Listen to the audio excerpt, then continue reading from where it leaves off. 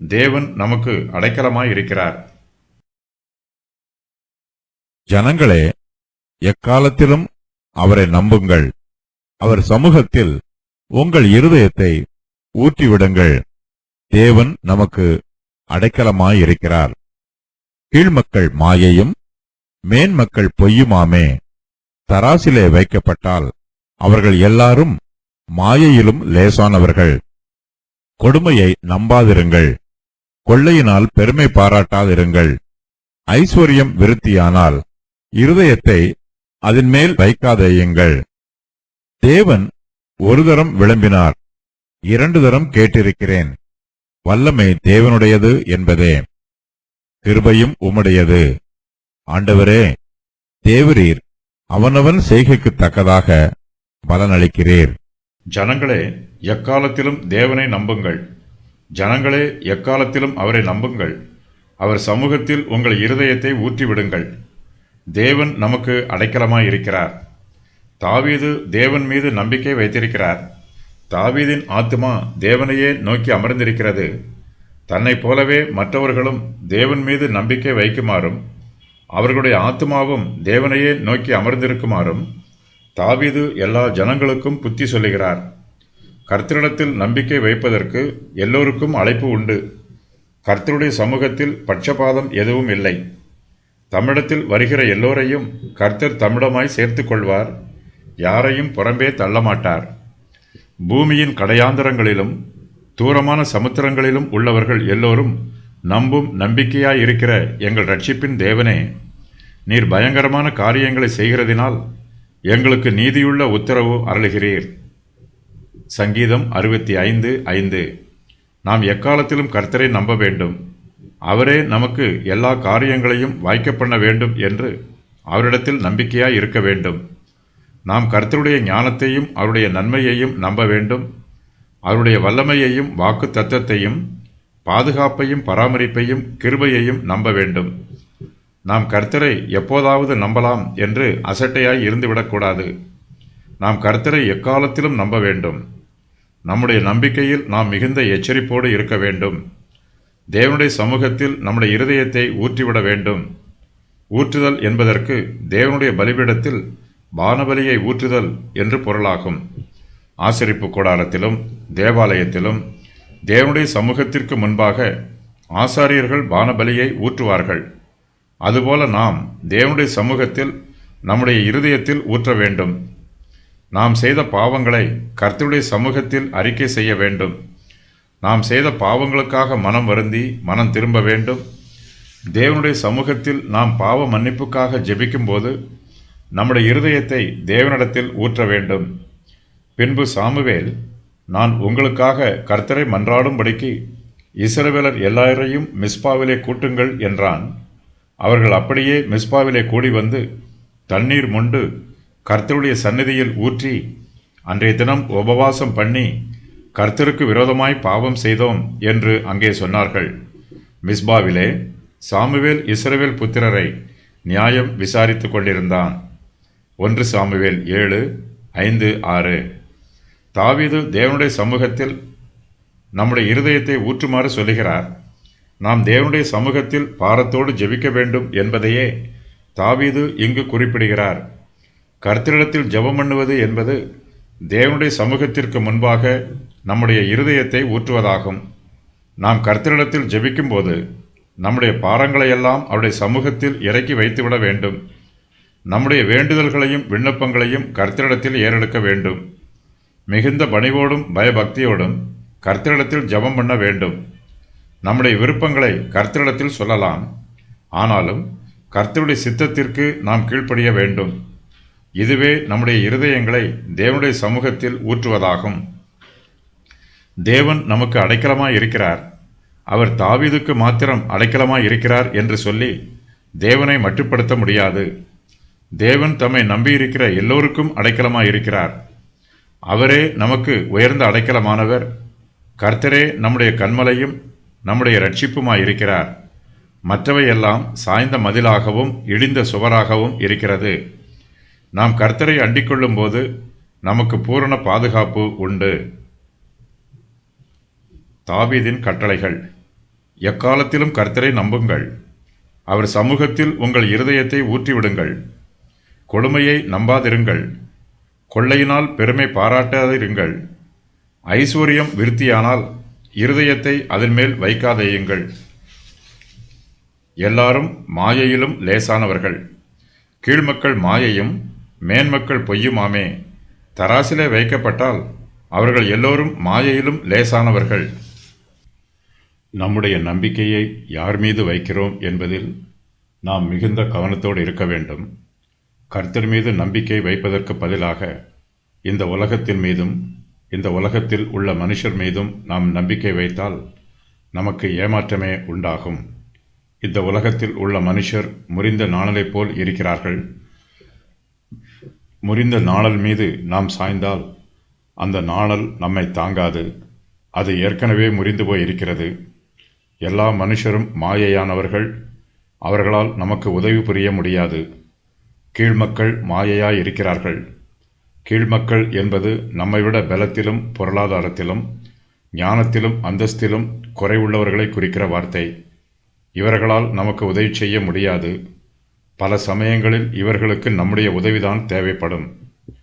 கீழ்மக்கள் மாயையாய் இருப்பது போல மேன்மக்கள் பொய்யாய் இருக்கிறார்கள்.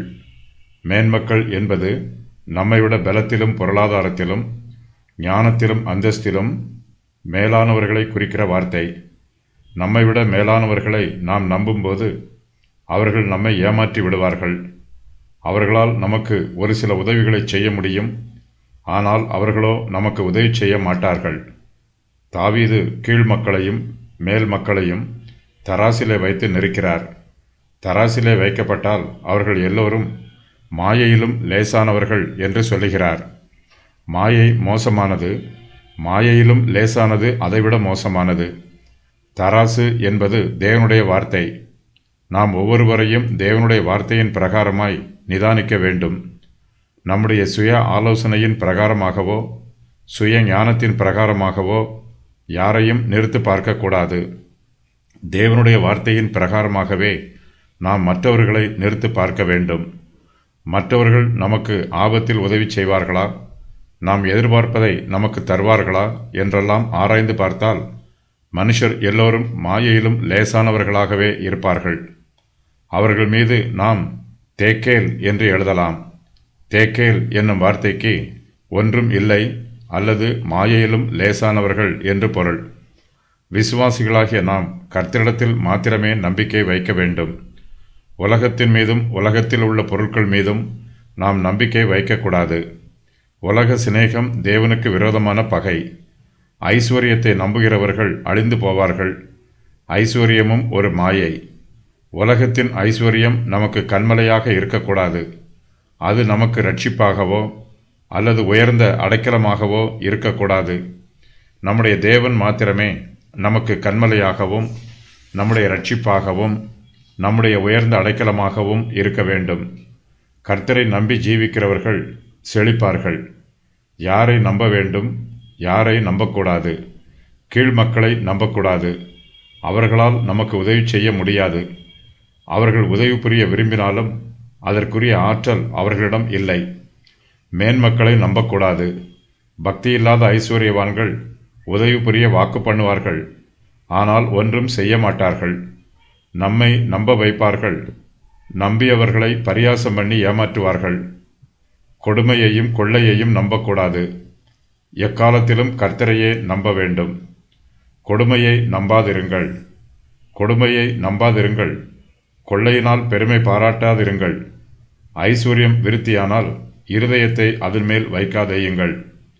கொடுமையை நம்பாதிருங்கள் என்று தாவீது சொல்லுகிறார். அநீதியான வழியிலும் துன்மார்க்கமான வழியிலும் ஐஸ்வர்யத்தை சேர்ப்பதையே தாவீது இங்கு கொடுமை என்று சொல்லுகிறார். நியாயமான வழியில் ஐஸ்வர்யம் சம்பாதிப்பது கடினமானதுதான். நம்மிடத்தில் ஐஸ்வர்யம் மிகுதியாயிருந்தாலும் நம்முடைய இருதயத்தை அதன் மேல் வைக்கக்கூடாது. நம்முடைய இருதயம் கர்த்தரையே சார்ந்திருக்க வேண்டும். ஐஸ்வர்யத்தை சேர்க்க வேண்டும் என்று பேராசைப்படக்கூடாது. கொள்ளையினால் பெருமை பாராட்டாதிருங்கள் என்றும் தாவீது சொல்லுகிறார். கொள்ளையிடுவது கர்த்தருக்கு விரோதமானது. அது அநீதியானது. பிறரை வஞ்சித்து பலவந்தம் பண்ணி மற்றவர்களுடைய பொருளை அபகரித்துக் கொள்வது தவறு. தங்களால் கொள்ளையிட முடியும் என்று நினைத்து யாரும் பெருமையோடோ ஆணவத்தோடோ இருக்கக்கூடாது. தாங்கள் கொள்ளையிட்ட பொருட்கள் மீதும் பெருமை பாராட்டக்கூடாது. கர்த்தர் மாத்திரமே நம்முடைய பெருமைக்குரியவர். அவரை மாத்திரமே நாம் புகழ வேண்டும். ஐஸ்வர்யம் விருத்தியாகும்போது நாம் அநேக பாவங்களில் விழுவதற்கு வாய்ப்புள்ளது.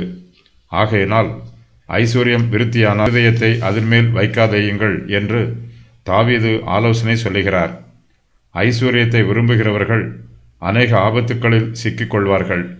ஐஸ்வர்யத்தின் மீது தன்னுடைய இருதயத்தை வைத்திருந்த ஒரு ஐஸ்வர்யனை பார்த்து இயேசு கிறிஸ்து மதிகேடனே என்று சொல்லுகிறார்.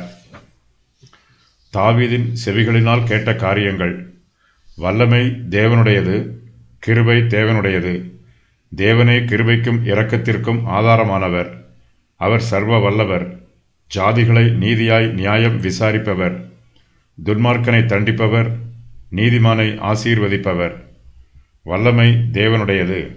தேவன் ஒரு தரம் விளம்பினார், 2 தரம் கேட்டிருக்கிறேன்.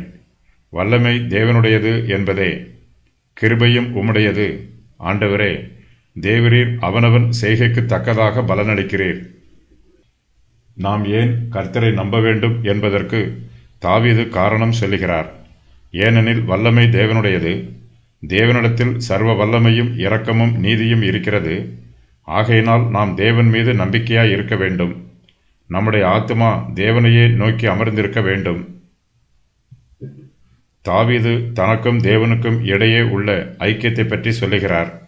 தேவன் ஒரு தரம் விளம்பினார், 2 தரம் கேட்டிருக்கிறேன் என்று தாவீது சொல்லுகிறார்.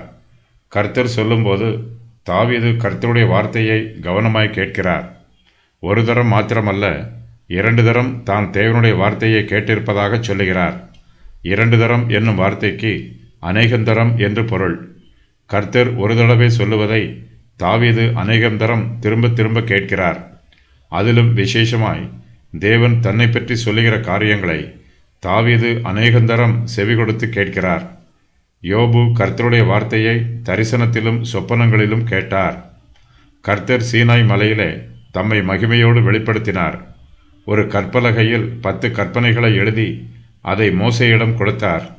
தாவீது இந்த வாக்கியத்தில் தேவன் ஒரு தரம் விளம்பினார் என்று சொல்லுவது தேவன் மோசேக்கு கொடுத்த 10 கற்பனைகளை குறிக்கும் என்று வேத பண்டிதர்கள் சொல்லுகிறார்கள். எல்லா மனுஷரும் தாவீதைப் போல தேவனுடைய வார்த்தைக்கு சரியாய் செவி கொடுப்பதில்லை. தேவன் சிலரிடம் 2 தரம் விளம்புகிறார். ஆனால் அவர்களோ தேவனுடைய வார்த்தையை ஒரு தரம் கூட கேட்பதில்லை. கர்த்தருடைய வார்த்தைக்கு தங்களுடைய செவிகளை அடைத்துக் கொள்கிறார்கள். விசுவாசிகளாகிய நாமோ தேவன் ஒரு தரம் விளம்பினாலும் அவர் விளம்பினதை நாம் 2 தரம் கேட்க வேண்டும். தேவன் ஒரு விசை சொல்லியிருக்கிற காரியத்தை 2ஆம் விசை பார்த்து திருந்துகிறவர் அல்லவே. யோபு 33:14. தேவன் தன்னிடத்தில் விளம்பின காரியத்தை தாவீது சொல்லுகிறார். வல்லமை தேவனுடையது என்பதே தேவன் தாவீதிடத்தில் விளம்பின சத்தியம். தேவன் சர்வ வல்லமை உள்ளவர். அவரால் கூடாத காரியம் ஒன்றுமே இல்லை. அவரால் எல்லாம் செய்ய முடியும். தாவீது இதுவரையிலும் மற்ற ஜனங்களோடு பேசினார். இப்போதோ தேவனோடு முகமுகமாக பேசுகிறார். கிருபையும் உம்முடையது ஆண்டவரே என்று சொல்லி தாவீது கர்த்தரை துதிக்கிறார்.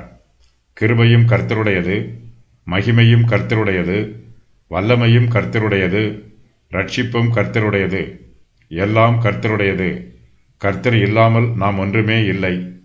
கர்த்தர் தம்முடைய கிருபையை தாவீதுக்கு விசேஷித்த வழியில் வெளிப்படுத்தி இருக்கிறார்.